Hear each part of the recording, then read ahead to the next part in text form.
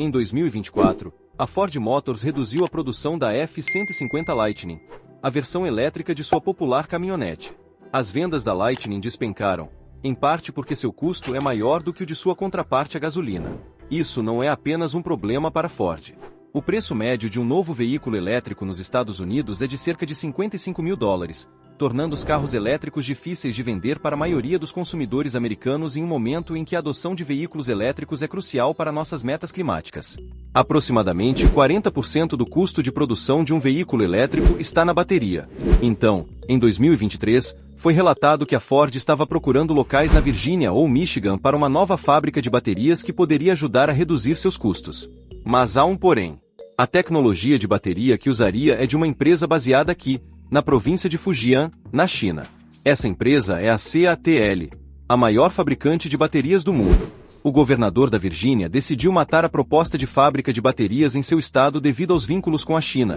Eles são influenciados, se não controlados, pelo Partido Comunista Chinês. Colocando o CEO da Ford na defensiva, olha, esta fábrica é uma subsidiária de propriedade integral da Ford. E deixando-os procurando outro local.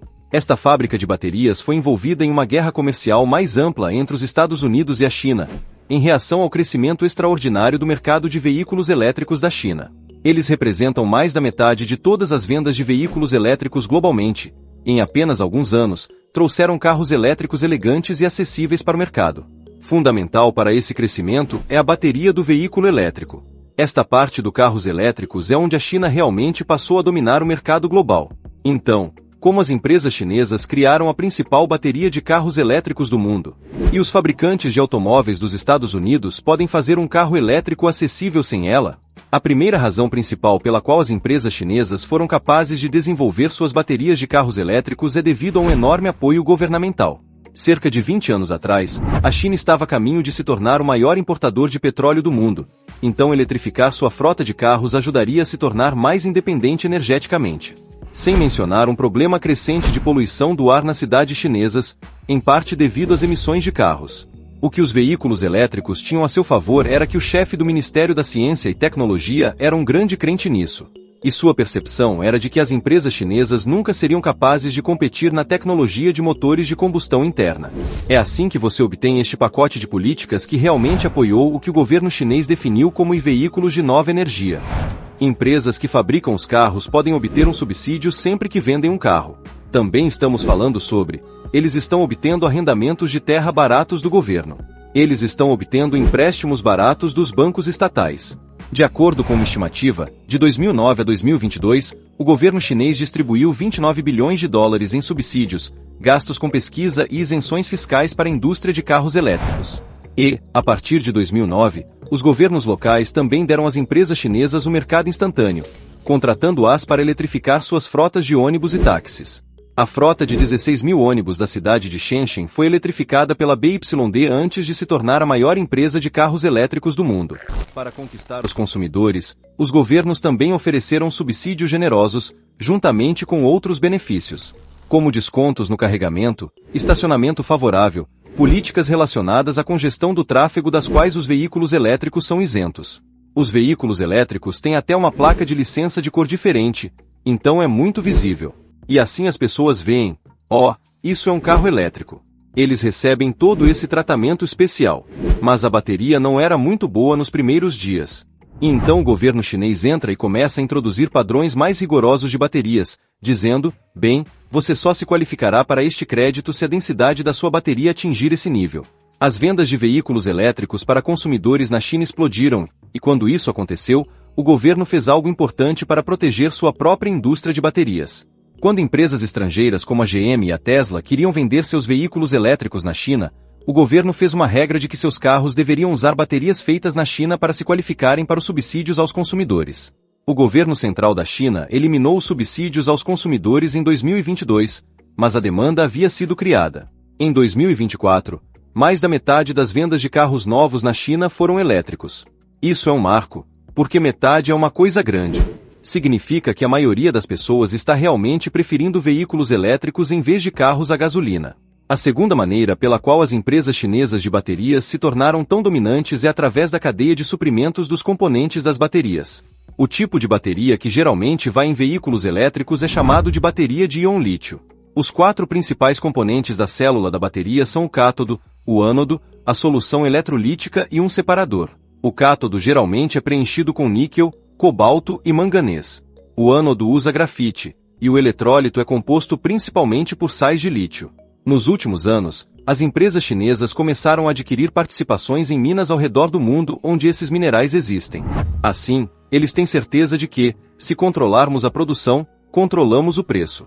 O efeito é que as empresas chinesas controlam porcentagens significativas do fornecimento mundial dos minerais necessários para baterias. Mas onde a China realmente controla a cadeia de suprimentos são as etapas após a mineração. Não importa quem minera os minerais, a China refina a vasta maioria deles. Esta é a etapa onde as fábricas moem os materiais brutos extraídos e extraem o mineral desejado. É bastante poluente. É por isso que você não vê tanta refinaria acontecendo em países desenvolvidos. As fábricas chinesas também fabricam a grande maioria dos 4 componentes das baterias de carros elétricos: o cátodo, o ânodo, o eletrólito e o separador, e os juntam para fazer a célula da bateria. Porque você já tinha uma manufatura bastante desenvolvida para baterias voltadas para eletrônicos. Então a BYD é um desses exemplos. Eles começaram produzindo baterias para eletrônicos nos anos 90. E depois entraram na produção de veículos elétricos. Os Estados Unidos nunca foram um jogador na fabricação de baterias, historicamente falando, em íon lítio. Antes eram o Japão e a Coreia. A China agora superou ambos.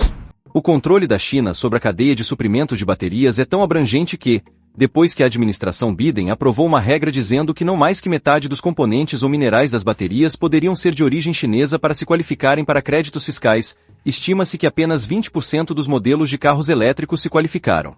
Com seu domínio de mercado, as empresas chinesas foram capazes de liderar o mundo em inovação de baterias. Nos últimos 2 anos, as empresas chinesas descobriram como evitar o uso dos 2 minerais de bateria mais caros, níquel e cobalto. Eles fizeram isso inovando na tecnologia de bateria chamada fosfato de ferro-lítio, ou LFP. Em 2023, a CATL anunciou uma bateria LFP que poderia alimentar um carro por 595 km com apenas uma carga de 10 minutos, e a BYD desenvolveu sua própria versão de uma bateria LFP também. Chama-se bateria de lâmina. É como uma lâmina muito fina e longa. Mas basicamente eles estão dizendo que, usando essa forma, podem encaixar mais baterias no mesmo espaço. Dessa forma, o mesmo tamanho de carro pode percorrer distâncias maiores. Hoje, as baterias LFP são uma parcela crescente de todas as baterias de carros elétricos, e quase todas elas são fabricadas na China. Mas não por muito tempo. A CATL construiu fábricas de baterias na Alemanha e planeja construir uma na Hungria para o mercado automotivo europeu. E a Ford acabou encontrando um local para sua fábrica de baterias CATL na cidade de Marshall, Michigan. O projeto desencadeou uma investigação na Câmara dos Estados Unidos. Mas, se avançar, será a primeira fábrica de LFP nos Estados Unidos. Todos esses fatores tornaram as baterias de carros elétricos chinesas praticamente impossíveis de evitar na transição global para veículos elétricos. Não havia uma alternativa viável. Não havia. A tecnologia LFP é muito bem desenvolvida. O negócio de baterias é um negócio global. E, não havia alternativas. Existem algumas preocupações sobre se o apoio do governo chinês à indústria de veículos elétricos equivale a uma competição global injusta, bem como preocupações com direitos humanos e ambientais associadas à cadeia de suprimentos de baterias da China. Os Estados Unidos estão investindo seu próprio apoio governamental para construir sua indústria de baterias. A Bloomberg estimou que custaria 82 bilhões de dólares para os Estados Unidos atenderem a sua própria demanda doméstica até 2030. Então, pode ser possível no futuro, mas isso não ajuda agora, quando precisamos desesperadamente de transição para veículos elétricos para nos afastarmos dos combustíveis fósseis, e os fabricantes de automóveis dos Estados Unidos estão lutando para oferecer opções acessíveis aos consumidores. Portanto, por enquanto, teremos que decidir se nosso desejo de manter distância da China supera nossos objetivos de eletrificação. Para a Ford, a situação é complexa.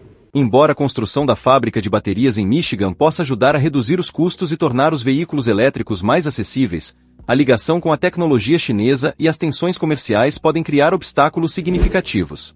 Por outro lado, a pressão para atender às metas climáticas e a crescente demanda por veículos elétricos incentivam a adoção de tecnologias avançadas, independentemente da origem. A situação destaca um desafio maior enfrentado pelos fabricantes de automóveis em todo o mundo: equilibrar a necessidade de inovação e competitividade com questões de segurança econômica e política. Enquanto isso, os consumidores aguardam opções de veículos elétricos que não apenas sejam ambientalmente sustentáveis, mas também economicamente viáveis.